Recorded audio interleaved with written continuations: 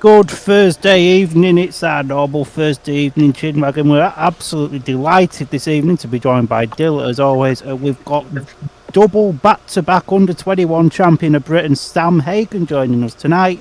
How are we doing, gentlemen? All good, thank you. Yeah, not bad, man. This should be a good one. Hopefully so. And well, we've got 6 people watching already. You're bringing somebody that people want to hear from, and the viewers are already coming in. I like that. Excellent. Do you want to kick us off, Palmer? So firstly, obviously, Sam, you've joined Glasgow for this season. Is there any added pressure on yourself? Because obviously Glasgow are one of them teams that they expect excellence from everybody. Yeah, I mean, not really. I mean, obviously, I did my sort of first proper year at Poole, which was probably the exact same expectations, obviously, to win all 3.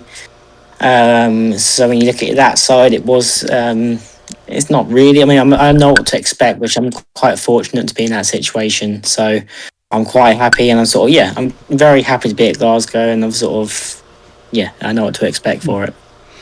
And it's a track you go well on. You won the British Championship under-21 championship there, and obviously you're a back-to-back British under-21 champion. But due to eligibility issues, you won't be able to go for the 3rd one. But it moves away from Glasgow anyway to Redcar. Do you think it's good that titles, major championships, move around the tracks rather than just staying at one place? I think so. I think it's like, for example, if you had a British final, if you had the same riders every year and it was at the same track, that's a bit unfair. Obviously, under 21 is a little bit different because obviously you do have riders who get to 21 and then they sort of go out of it. But it's nice to see it at Redcar, which Redcar is obviously a brilliant sort of place. So it is nice to see it move on. And sort of the 3 years I did it at Glasgow, I won 2 of them. So I was quite happy that sort of it's moved on to from that. And I've sort of done the 2 there, and yeah. Palmer? Obviously, you mentioned that it's it's good to see the under-21 final moving. If when the time comes and you're in the big British final, would you prefer it to be at Bellevue, which is a track obviously you've ridden in the past, or would you prefer it to be somewhere else?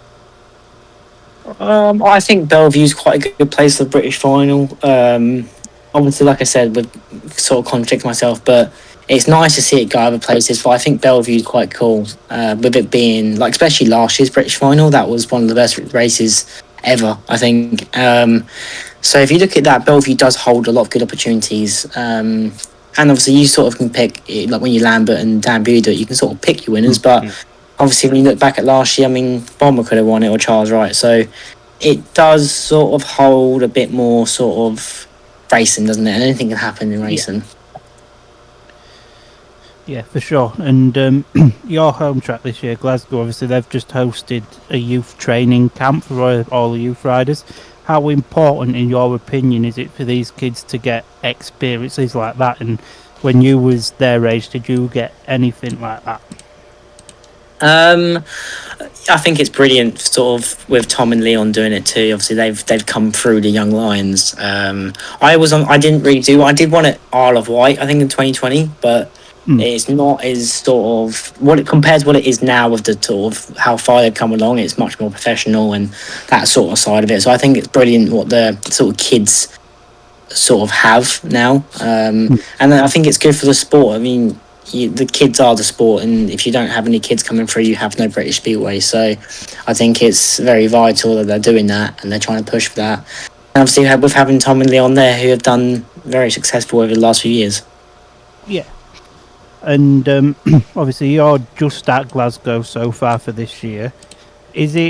Was it your choice just to do one league, or did you have offers from National League or Premiership? I wanted to do top league. I was sort of talking to a couple of clubs, but it didn't really sort of work out. But I'm hoping. I think I don't really want to step back into National League. I don't think I can do it anyway. But personally, just from what I know, I think when you move out, you don't really want to go back down. I sort of want to focus on, and if I did the National League and got a top league spot, then I'll do it in all 3 leagues, which I don't really want to do again. just because it was quite a lot of meetings. It was sort of too many meetings, and I wasn't really prepared for it. But no, I mean, hopefully I get a top league spot. I mean, anything, like say last year I got dropped from Leicester, so things could happen, things could change. So I'd be quite happy to just see how things play out for this year. And obviously, yeah, my aim would be to be back in the top league and just see how things pan out. You mentioned last season as well that your season got cut a little bit short due to a really awkward injury. Just talk us through that moment with the hip injury. Yeah, that was something a bit I didn't expect. Obviously, no one expects to be injured, but it was with it happening twice, which I never thought. Obviously, it's very prone to happening again if you have dislocated something before. But if you've ever dislocated anything in sort of a joint, it's quite hard. But the hips is one of the hardest bones to dislocate. Like you have to put so much force into it to dislocate it. So didn't think I'd do it again. But no, it's good now. It did take me a long time to get back to where I was. But a lot more longer I expected. I think it took me 4.5 months just to get okay. And it's sort of very slowly. But no, it's a lot of work's on in the background. I've seen a lot of good people, physios and people like that. So it's all sort of good at the minute. And a lot of people say that when you do a crash like that as a speedway rider, you automatically think how's the bike rather than how's yourself. What was that like for you? Did you know the extent of the damage as soon as you did it from the pain? Yeah, because I'm quite lucky, I guess, in that way. I knew straight away I did it. I sort of know positions I sort of had to be in, but obviously in that situation I was better off as from the last time, because the last time I was stuck on my hip, so the transportation ambulance is very difficult, but this time was a bit easier. Still the most excruciating pain I think I've ever been in, but it's sort of, I knew as soon as after I sort of knew what to do, the healing process, but like you say, I didn't expect to be out for so long. Like I was back on I sort of got out released from the hospital. I didn't want the crutches. I sort of walked my own, but I think I was stuck the same way I was for nearly 2 months. I think like a month and a half. I improved day by day, but very, very, very slowly. And the first time I did it, within sort of 4 weeks, I was pretty much fine.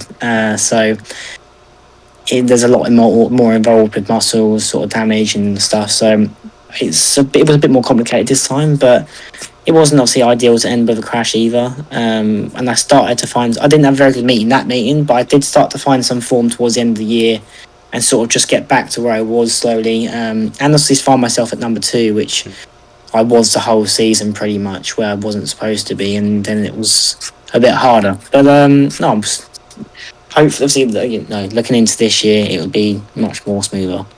And is there any sort of fear or trepidation about could do it again, or is it just a case of what will happen, and you just go out there and race as you would normally race? I wouldn't say it's fear, but I know what will happen next time it comes out. I know the sort of things I would have to do, and the sort of procedure I might have to do in the future, but it's just one of those things that Speedway is what I want to do, and injuries is unfortunately part of it. And I wouldn't say it gives me any fear. I think these actual last few months not really having too much to do with Speedway is also, I think, one of the best things for it, because like I've got to practice in the next few weeks, and I can't wait to sort of get back on the bike. And I sort of not had that feeling. It's like as soon as I got injured, I was quite happy to, in a way, have a break, which is sort of strange saying, but it was nice just to have a long break away from Speedway, sort of refreshed, and I guess sort of hopefully a lot of time to get this injury sort of right. I don't know if it was ever right in the first place or it ever will be, but I can get it as right as I possibly can. And I've just put on the stream for anyone looking on YouTube now the pictures of your suit. The paramedics did a really good job in cutting that to pieces. And I saw over the weekend your mum put a post on saying you'd asked her to sew it back together, and she managed it. What was the thinking behind that? Is keeping past suits like a thing for you, or what was the thought of asking her to put it back together? And did you think she would manage to do it when you asked? I mean, it was sort of something me and my dad said. We were going to do it when we first got cut off because I do keep every one of my suits apart from giving the one away to one of my sort of really close friend of ours. But I actually gave this one way to one of my a big sponsor of mine, and I thought I didn't really want to give it in the condition it was in. And my mum sort of said rang her up and said like how good you're sewing and. But no, I think she did a really, really good job on it. I think it was something that was extremely difficult, but it worked out pretty well. And she did do a very good job, I do have to say. And it was sort of it's an awkward one because it's sort of the hospital did what they did. I didn't think too much of it either until it was my idea, and I thought, but no, she did a very good job of the condition it was in. Palmer? So you made your championship debut for Birmingham a couple of years ago, and obviously last year you signed for them to do their last ever season and meeting. Did that feel like a full circle moment for you and a natural close to the Birmingham chapter of your career?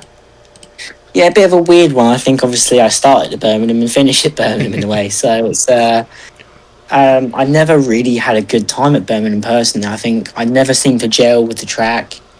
I mean, I did have a few good meetings in 23, I think, for Birmingham. I did in the top league. I certainly did better away than I did at home. But I think that was just down to a lot of stuff. I just struggled with starting last year. And always being stuck on the outside gate in your first heat is a lot difficult than people think. Yeah. Especially when you look at your number ones, like the away team and the home team, miss the start of gate 3 and 4, and then you've got to go on it. So that doesn't quite help because obviously if they can't start on it, it does make it a little bit sort of, you've got to think, well, I've got to do something miracle here. But no, I think a bit of a Birmingham, it was obviously it's a shame with another track gone, isn't it? I think there is a lot of tracks going, and there have been for the last sort of 5 years, and it's really a shame to see that.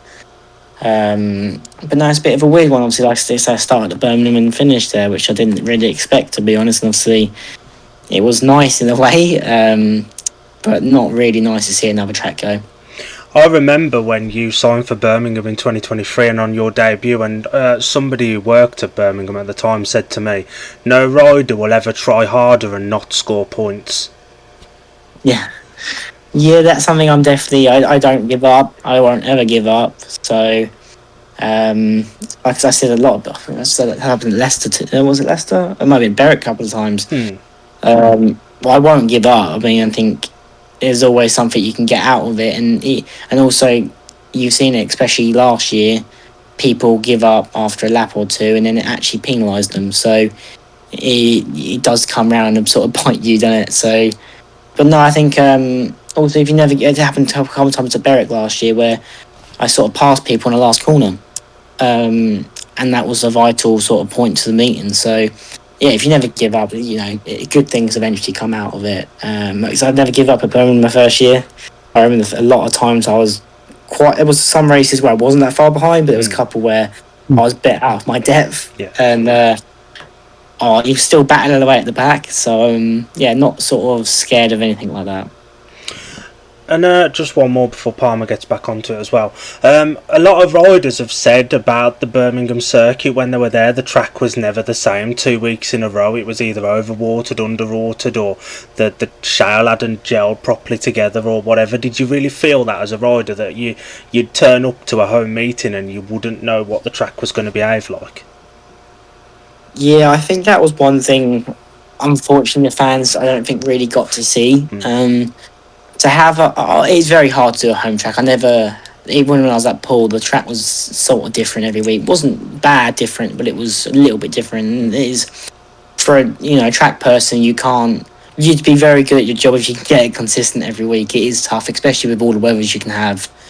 But the track people really did try at Birmingham, but it was just, it is hard to do a track, unfortunately. And Yeah, like you say, one few weeks there was sort of too much shale on, or then it didn't bind, then it was sort of too wet, or then it was too, like a couple of times gate 1 and 2 were flooded, which would have been good later on, and then gate 3 and 4 bone dry. So it was like, especially when you like say, when I said me, when you're number 7 and you're off gate 3 and 4 in your first one, it is tough. But no, I think it was. I think also what they thought. There was no point, and I agree, there was no point in putting money into a stadium if it's just going to get knocked down, which it's sad to say that, but there is no point in putting thousands and thousands in if it's literally just going to get, well, like I said, they knocked it down within a week, when it was or a week. Yeah, it was completely gone within 10 days of closing. So, I mean, yeah, that says it all, doesn't it? So there's no point in putting in, and I think that was a smart move. I mean, they were never going to, if they won the league, then yeah, you probably would have done sort of gone to measures like that, but unfortunately, I don't think from the start of the year. Well, I think Birmingham did have very good few meetings, but they didn't have very bad ones. So, I mean, if you put it, yeah, it's one of those, isn't it? It was unfortunate to see. And we've just got a couple of comments coming in on YouTube. Jamie Griffith says top guy is Sam. It's good to be recognised for having a good positive personality and an output on Speedway, I suppose. Because in a world where Speedway is a little bit doom and gloom at the moment, it's important to be recognised for the positives. Yeah, 100%. Obviously, I think it was quite good. Sort of, my dad's done a pretty good job. My dad and my mum. But no, I think it's. You never should be too negative with things, especially, unfortunately, the way Speedway's going, it's not looking particularly good at the moment, but I think in the next sort of few years, it doesn't mean it can't be. Like you say, it sort of needs to, the way it's going sort of died out a bit, but then it sort of just needs that one thing to change, doesn't it? So I think we'll see how this year goes, because there hopefully could be some more opportunities next year, but I don't really know yet, but we'll just have to wait and see. But no, I think hopefully the next few years, British Speedway will just go back to where it originally was, which was above Poland, wasn't it? Before, it was many, many years ago. And Elliot Hunter said, what are your ambitions for 2026? Glad to see you riding at Glasgow. I think I want to be in the under-24 team like I was last year, but actually be in the sort of squad originally. It'd be nice to qualify in the British final. I have to qualify first, but I want to be in the British final. But no, sort of it's, and with team wise, we obviously want to do all three, like we did like I did at Poole. So that's sort of the aim for that. But obviously, it's a bit of a different year because I've got sort of no title in a way, because I've always had the under-19s or 21s. So it's a bit different in this sort of year. But no, I mean that's sort of the aim of it at the minute, and just to see where it takes us. Palmer? Yeah, and obviously going back a question, obviously you mentioned British Speedway's in a bit of doom and gloom and there's tracks closing all the time.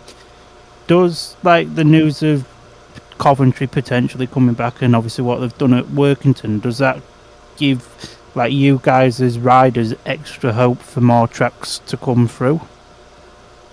Yeah, I think obviously Coventry's still a bit unknown, isn't it, I believe? But it still looks like a good chance. But I think, for example, Workington, what they've done there is, unbelievable. I think going from, in a way, nothing to what they've got now is, well, in my opinion, Workington's just as good as Bellevue, and it doesn't mean it can't be in the next few years. The facilities they're going to build there as well. So in that particular point, Workington have done very well.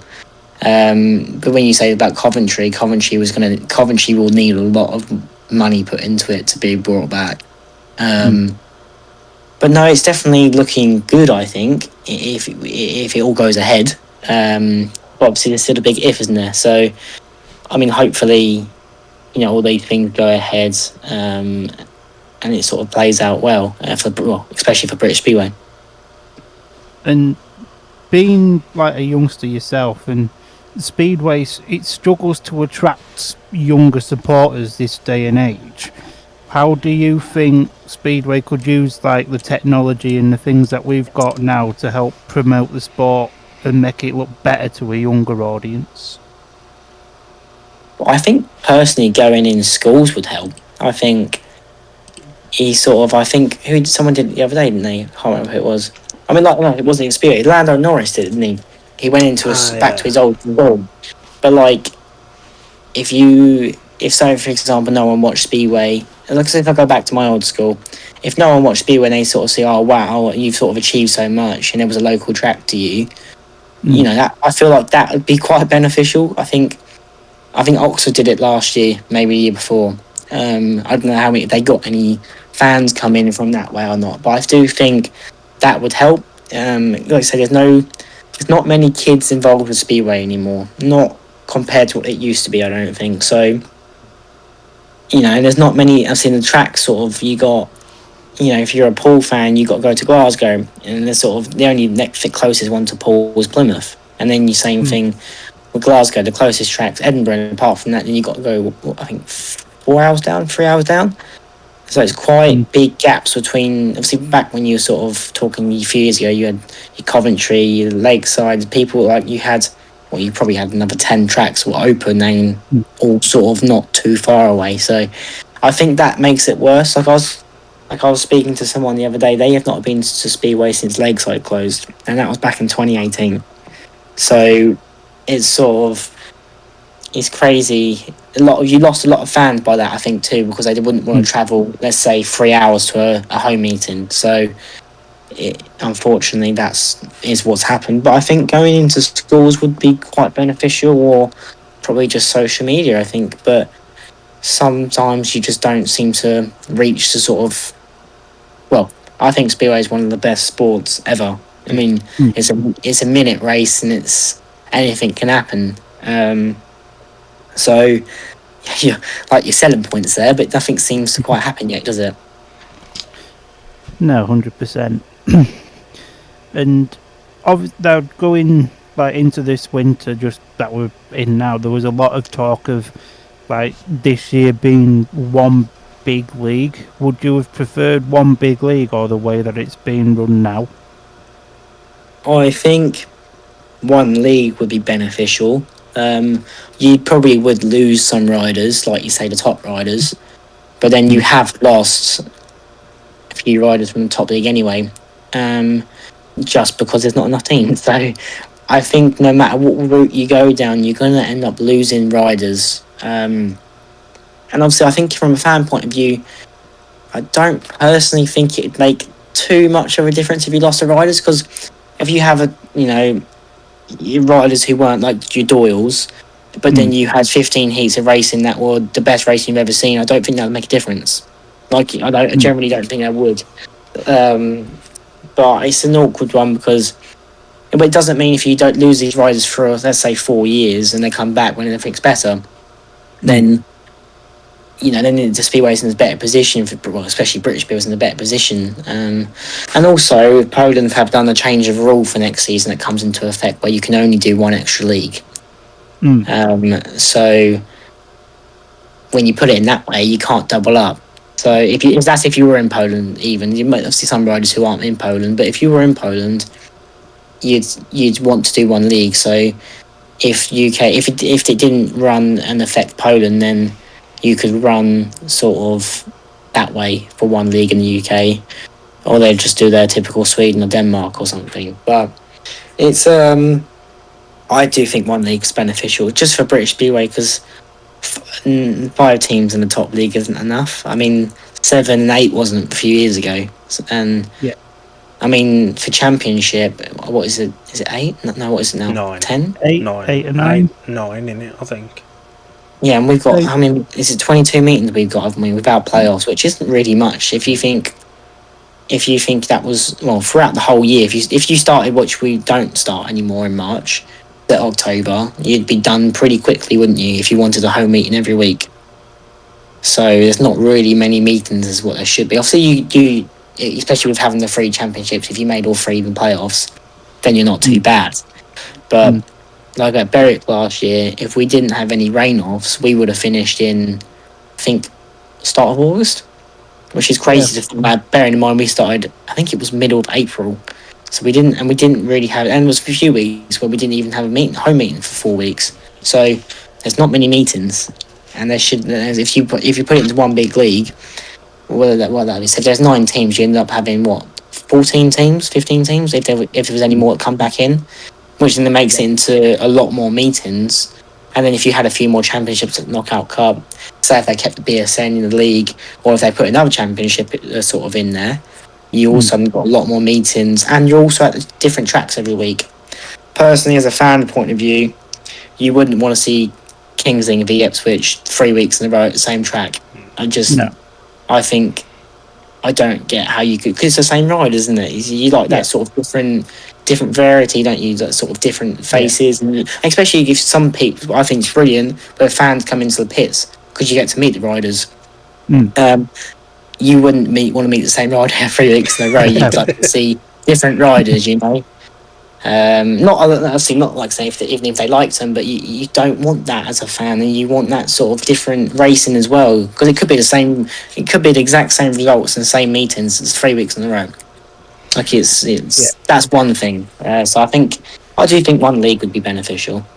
And you mentioned earlier on you came through the National Development League as well. Obviously you started there. Me and Dan have both said on multiple occasions some of the best racing we saw last year was in the National League, yet the crowd numbers are quite low. What would your advice to Speedway fans in general be to try and get more people to watch National League racing? Because if the numbers are low and these riders, we've lost Carl Bickley, Nathan Greaves, people like that over the recent seasons, we're losing young British riders because the opportunities aren't there. What could be done to get the fans to support National League racing? Yeah, like you say there, I think National League is one of the best things. It's closer racing too. Like you say, if you're in top league, you have your sort of doilies, and then you're racing someone like me, who I'm like not deep belittling myself, but I'm not on Doyle's level. So it's not. And when you say you're number one in National League, and then you race, for example, Cooper Russian, who's just come in, well, he could be he basically is a number one. So it makes it quite close in racing. I think, was it Leicester's team they've just announced, which I think is really, really strong for National League. And Oxford, I think their team's really strong. So when you look at it that way, it's very close racing. But yeah, I think some of the best racing I had was in National League. I think one of them was with Luke Clean at Bellevue. We just passed each other for like 3-4 times in one race. So, which you don't get in Championship. I mean, you occasionally do, but you don't really get it. And yeah, there was many meetings where I did for Milden or Oxford and Bellevue where there was probably not even 200 fans, which is crazy to think that, considering some of the races we had. And there's also one with Henry Atkins. Unfortunately, he doesn't ride anymore, but he had probably one of the best races I've actually had at Bellevue. Even I had Cameron Heaps come up to me and my dad said that was one of the best races he's ever seen, and that was literally just. And there was no fans there, I don't think, that night. Like, not really. There was fans, but not really. And that's crazy to think. That was probably, you go to a championship meeting to watch and there's a lot of fans and you don't get any racing. And that was a lot of racing then. And like you say, you don't get riders. I mean, riders come from National League. You don't really get a rider that goes straight to the championship, especially when they got that age limit where you can turn 15, you can do National League.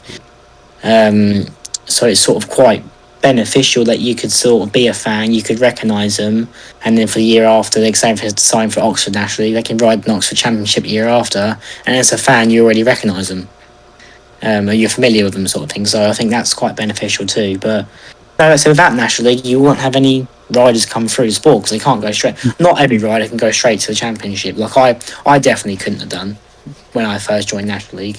I was not good enough for the Championship at all, and I don't think I would have been unless I did the sort of 3 years in National League, just purely National League, and learn sort of myself before I went to the Championship at Birmingham.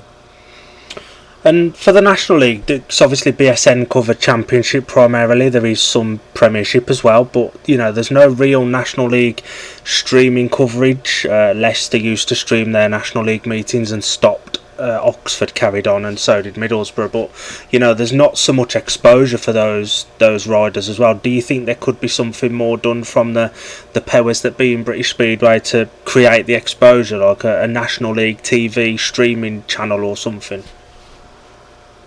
Yeah, I think that's good. That's what they do with the live streams and stuff, especially when you can watch them back. but also I feel like he ruined it in a way because you can. It's cheaper, isn't it? And you look in the long run, it is cheaper to go to watch it online. If especially there's a family of you, for example. I mean, you could have a home cooked meal, couldn't you? Yeah. Watch TV. And but it's good because it also, like a sport person, I buy the streams and then watch them back and then learn from it. So that's quite beneficial. But it is a different one because it sort of hasn't not ruined the sport. Because obviously when you had TV, but then also when you look back in, well, whenever Speedway was really good in the UK, which what 15? No, but longer than that, 15, 18 years ago.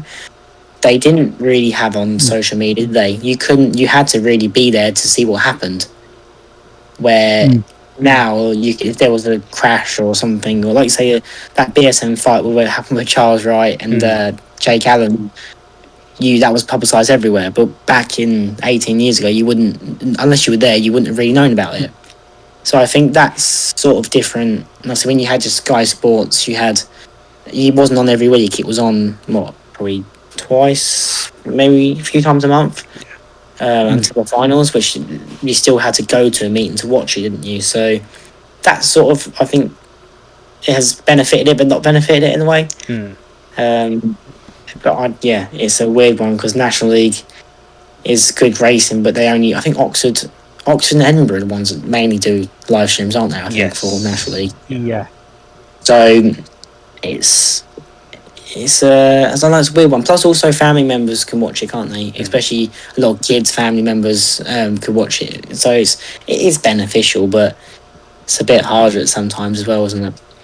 You mentioned there actually as well that the fight with Charles Wright and Jake Allen, and that got publicised. Do you think overall in the mainstream Speedway only gets publicity for when it goes wrong rather than for the good things? There's brilliant racing most weeks, or there's a good race or this or that, but you don't hear about it. But then there's a fight, or for your injury, or for serious injuries, it gets mainstream coverage.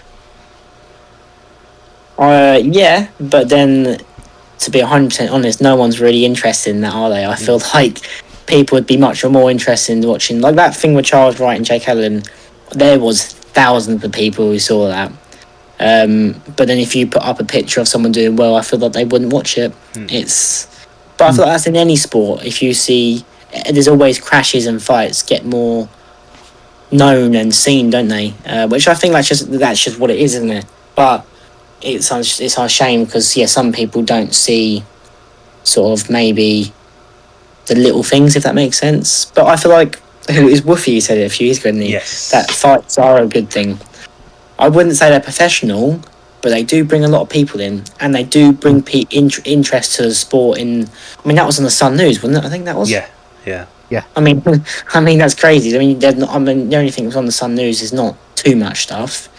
Apart from the Woofy thing, obviously when he had his big crash, but in that particular point, it's just a weird one because there's not much things you can do with that, but some people just prefer that sort of look of it, don't they? In a way, the controversy that comes with it, some people just prefer that.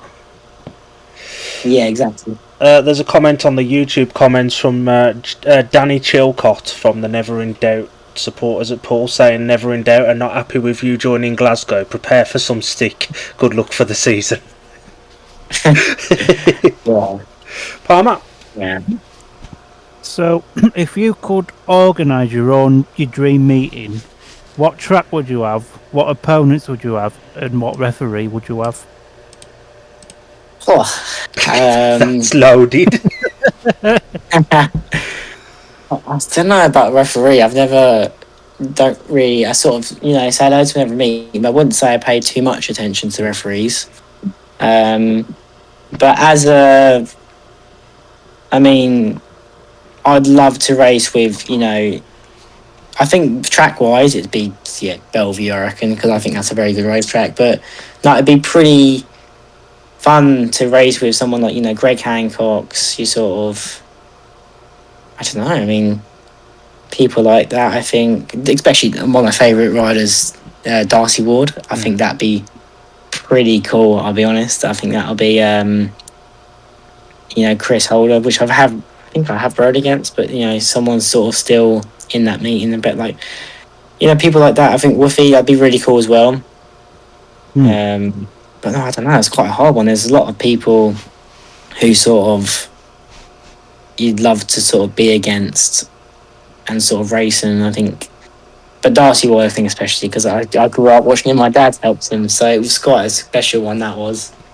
But no, I think you got, like you say, I think Thomas Golub too. That would be quite a cool one. I'm thinking of hard riders now. I think Crumpy. I think that's really cool. That would be really sort of different in a way. But no, it'd be like interesting. Like even like Nicky Pedersen to see how actually aggressive they are. Because some riders are very aggressive and some aren't. Yeah. It'd be interesting for that sort of thing, but I can't even think of any names at the minute. That's all I can think of. But like sort of names sort of that big, just to see where you're up against too. I think there's little margins that make you a good rider to see how far you are off. So I think it'd be quite cool just to see how far you're off, because at the time in their sort of peak of time, they were world championship material and they were world champions, some of them. So it'd be nice to see where you can always improve. So it'd be nice to see where you could improve. You mentioned Chris Alder there. Last night Chris Alder was feeling a little bit teasy on social media and put a picture out of him and Jack outside of the Northampton Showerway, and obviously there's rumours that may be coming back. As a rider, would that excite you about going to somewhere like that, and somewhere new, sort of Northampton or Buxton as well, that have just come back, places like that? Do you get excited to go to tracks you've not been to before? Yeah, I think it's obviously it's big rumours, but it'd be really cool if something like that happened, especially with Northampton, because that would be, well, it's another track, wouldn't it? And it's sort of something you are lacking at the minute. And Buxton, I think, have done a good job with what they've done to bring Buxton back in the National League, just to give you that extra sort of track, wouldn't it, as well? But yeah, I think you always get excited, don't you, when you go to a new sort of track or a new team, for example. Anything new is always something there that sort of keeps it going, doesn't it, and takes you on. And we've just got some quick fire questions that we were sent in by people prior to this to finish off with. So the first one was from Paul Wheeler. Do you say anything to yourself under your helmet, or do you talk to yourself to G yourself up before a race? Not really. I think if I'm struggling, I do. But if you just when you sort of go well, everything just clicks. You don't really have to think. You just do it. I don't really have to. No, I don't think so. I've never really spoke sort of to any. No, I wouldn't say so. No. Palmer. So again, this one's come from Paul Wheeler again. He says, "What's your favourite and least favourite thing about being a speedway rider?" Oh, the winning's the best thing and the losing's the worst thing. That's pretty much it, I reckon.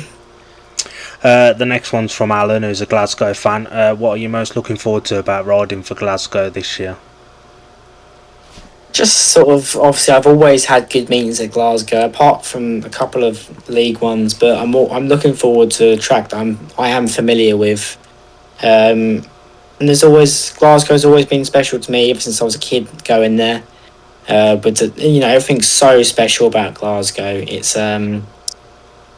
sort of, it's professionally ran and that sort of thing. So I'm quite excited about that and just to see how things go, really. Palmer. And we've got a question here from Shads, who's a Berwick supporter, who's asking, was you offered a spot at Berwick this year? Why? You don't have to answer that if you don't want to.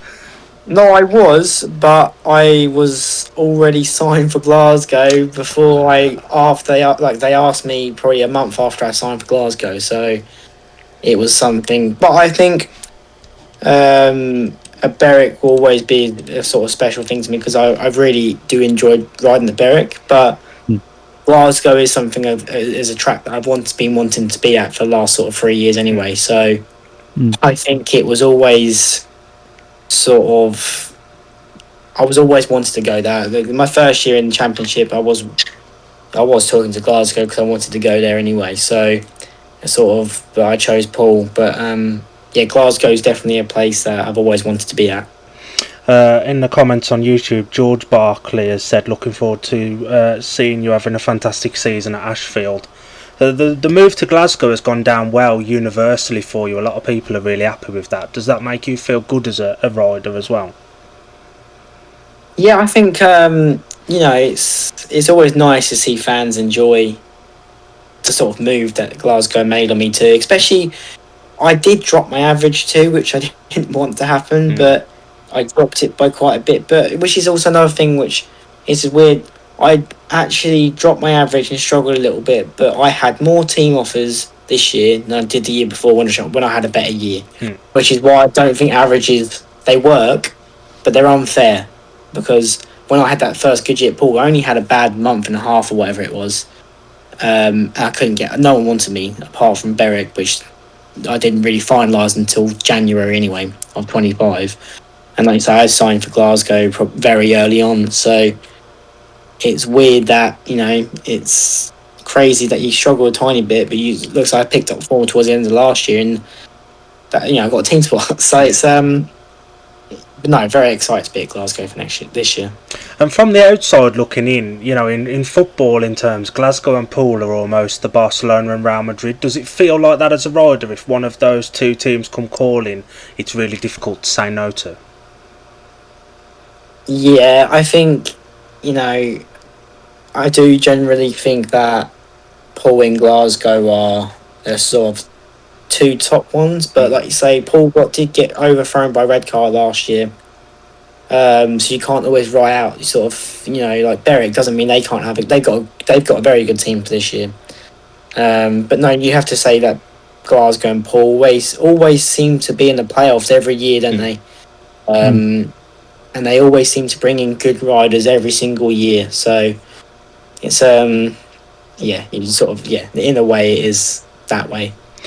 And do you have any pre-meeting superstitions or go-to meals or food places you'll go to prior to a meeting on a race day?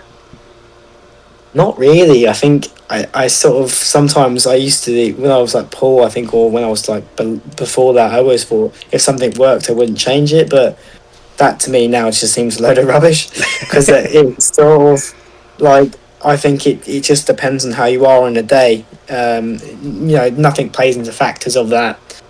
Sometimes you think they are, but I don't generally think it makes a difference. We watched an interview the other day with our friends over at 15 Heats Later, formerly Pirate Cast, and they were talking about this lady that gives sweets to all the Poole riders. Was this a thing when you were at Poole, and what was your go-to sweet when you were there, if it was? I never actually took one. I never. Always my uncle or my dad did, but I never actually took one. But yeah, she still does it now, I believe. I think it's she. But yeah, she always did it when I did it. And she always knew the answer every week, but she still asked. Yeah, my dad and my uncle always sort of took one. But it was just, I can't remember what it was. It was just a bag, like a big Tesco bag sometimes. So just like pick and mix sweets sort of thing. And does that help you as a rider, just to get a little bit of sugar in and stuff like that, and just have that little bit of friendliness there as well? I think friendliness, yeah. I don't know if Tom Brennan does it. He snacks some sweets during the meeting. But so there is like a study that it does help, doesn't it? Like a bit of sugar helps. But I've never really seen how. But that's just me. Like I take like I don't know what you call it, like an electrolyte sort of gel before. Yeah. It's like a pre-workout thing, but that's just, I like that feeling. Obviously, like Tom likes the sweets, and obviously there's riders that like drinks, like Max Ricky drinks like a drink. There's riders, every rider has their own thing, but it's just sort of, Tom's the sweets. So, but no, I think it just depends, because some people just like them, don't they? Because it's like a little sugar boost quickly in it, and sometimes it can help you. And just finally, what does the rest of your pre-season now look like between now and press day for Glasgow? Just getting ready for season, bike building still at the minute, and yeah, looking forward to the sort of getting sort of racing again. But no, I've got to practice in the next few weeks at Workington, so no, I'm very much looking forward to that, and just sort of still got couple of weeks or a few weeks now, but yeah, just get ready, sort of sorted for it. Palmer, you got anything else? No, I'm out, all out. I think we'll let you get back to your Thursday evening then, Sam. A massive thanks for joining us tonight. We really enjoyed this one, and we wish you the very best of luck with the upcoming season.